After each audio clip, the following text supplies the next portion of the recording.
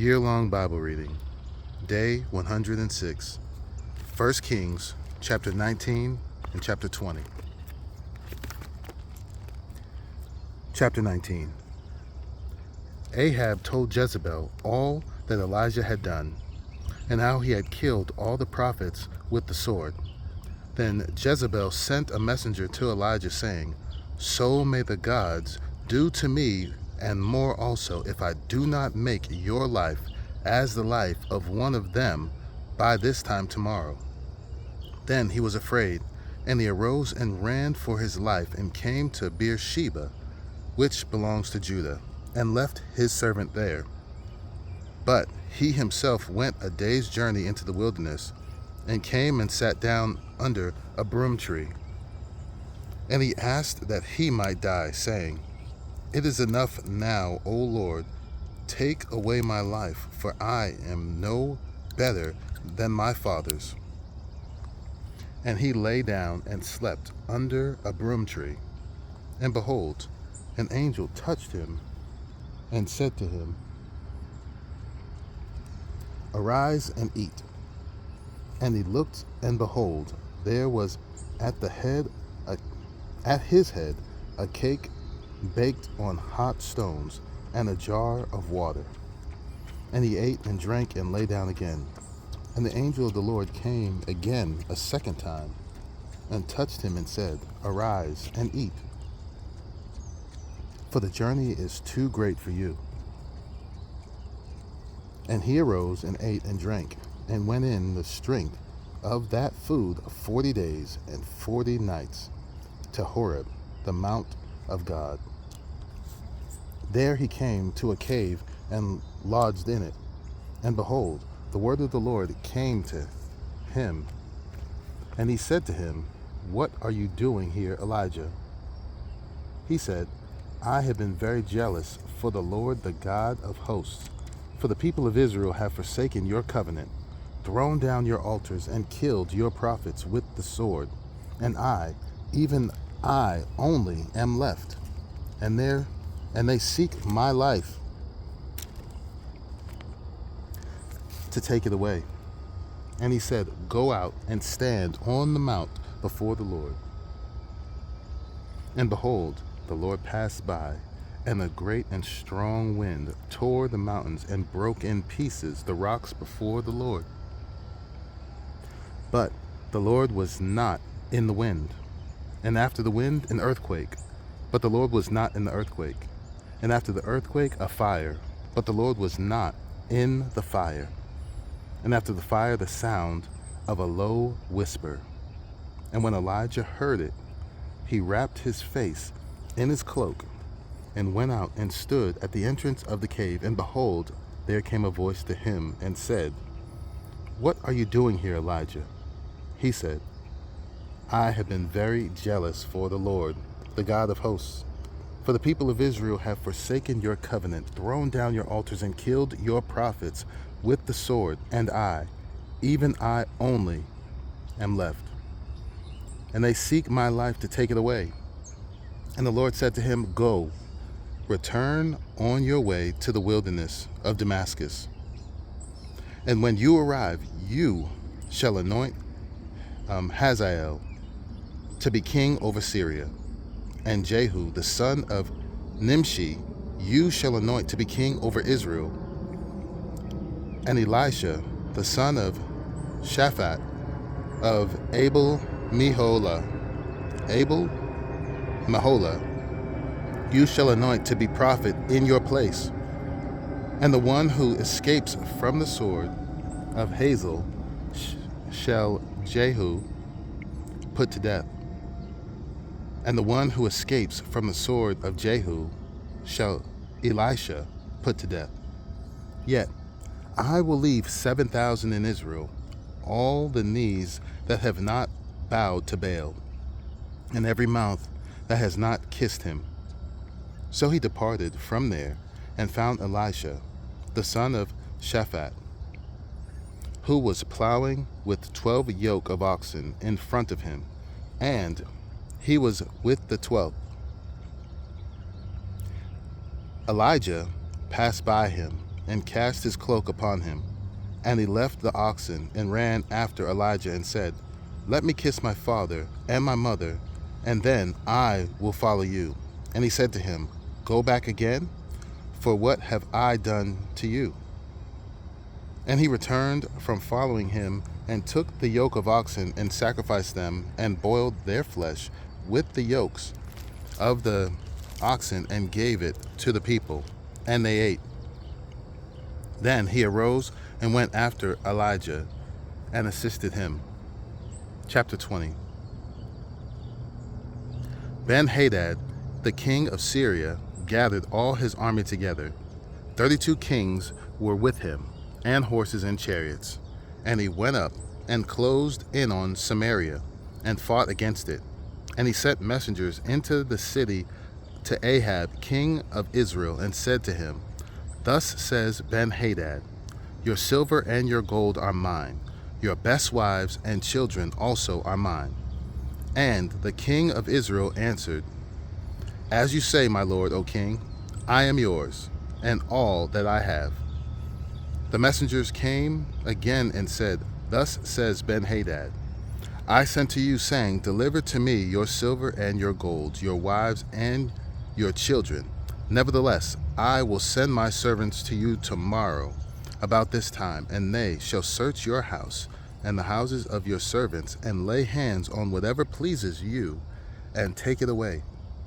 Then the king of Israel called all the elders of the land and said, "Mark now and see how this man is seeking trouble.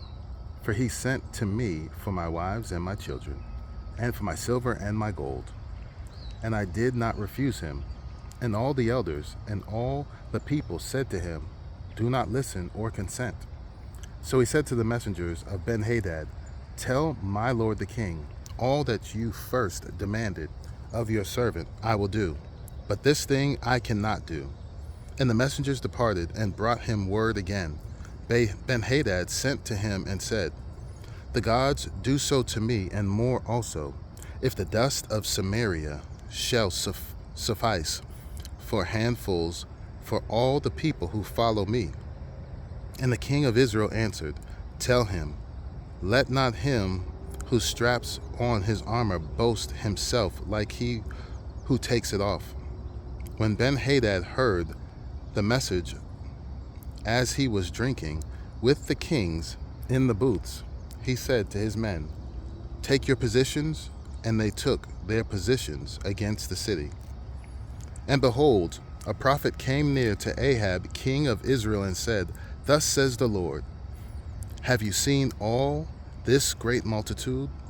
Behold, I will give it into your hand this day, and you shall know that I am the Lord."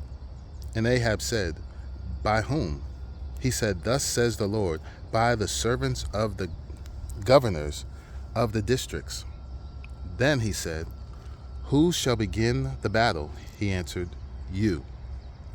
Then he mustered the servants of the governors of the districts, and they were 232. And after them he mustered all the people of Israel, 7,000. And they went out at noon, while Ben-Hadad was drinking himself drunk in the booths, he and the 32 kings who helped him. The servants of the governors of the districts went out first. And Ben-Hadad sent out scouts, and they reported to him, "Men are coming out from Samaria." He said, "If they have come out for peace, take them alive. Or if they have come out for war, take them alive." So these went out of the city, the servants of the governors of the districts and the army that followed them, and each struck down his man. The Syrians fled, and Israel pursued them. But Ben-Hadad, king of Syria, escaped on a horse with horsemen.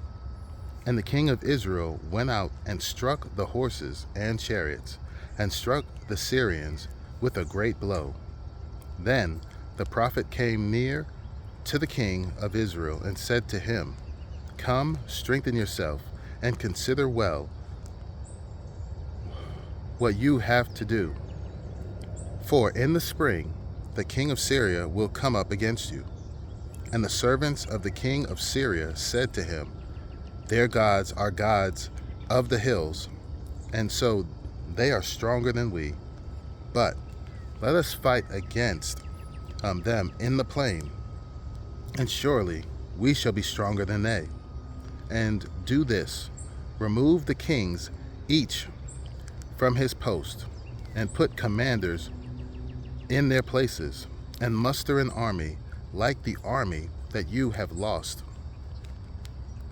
horse for horse, and chariot for chariot. Then we will fight against them in the plain, and surely we shall be stronger than they. And he listened to their voice, and did so. In the spring, Ben-Hadad mustered the Syrians and went up to Aphek to fight against Israel. And the people of Israel were mustered and were provisioned and went against them. The people of Israel encamped before them like two little flocks of goats. But the Syrians filled the country.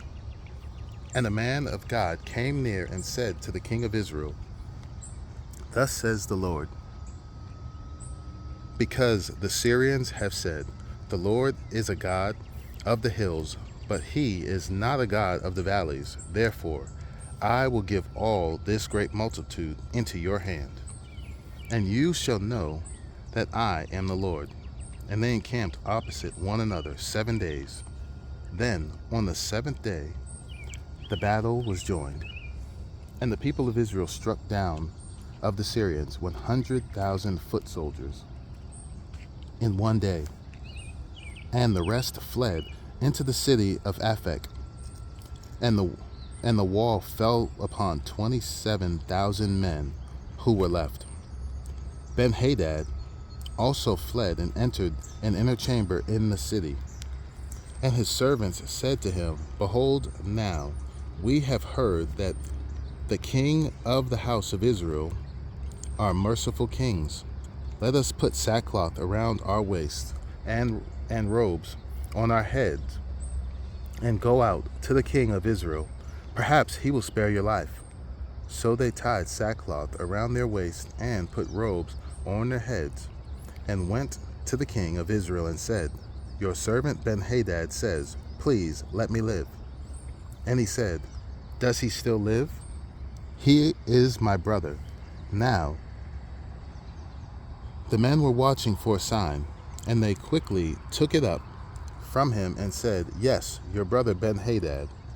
Then he said, Go and bring him. Then Ben-Hadad came out to him, and he caused him to come up into the chariot. And Ben-Hadad said to him, The cities that my father took from your father I will restore, and you may establish bazaars for yourself in Damascus, as my father did in Samaria. And Ahab said, I will let you go on these terms. So he made a covenant with him and let him go. And a certain man of the sons of the prophets said to his fellow at the command of the Lord, Strike me, please. But the man refused to strike him. Then he said to him, Because you have not obeyed the voice of the Lord, behold, as soon as you have gone from me, a lion shall strike you down. And as soon as he had departed from him, a lion met him and struck him down. Then he found another man and said, Strike me, please. And the man struck him and wounded him. And the prophet departed and waited for the king by the way, disguising himself with a bandage over his eyes. And as the king passed, he cried to the king and said, Your servant went out into the midst of the battle, and behold, a soldier turned and brought a man to me and said, Guard this man. If by any means he is missing, your life shall be for his life, or else you shall pay a talent of silver. And your servant was busy here and there, he was gone. The king of Israel said to him, "So shall your judgment be. You yourself have decided it." Then he hurried to take the bandage away from his eyes. And the king of Israel recognized him as one of the prophets. And he said to him, "Thus says the Lord, because you have let go out of your hand the man whom I have devoted to destruction, therefore your life shall be for his life, and your people for his people." And the king of Israel went to his house vexed and sullen, and came to Samaria.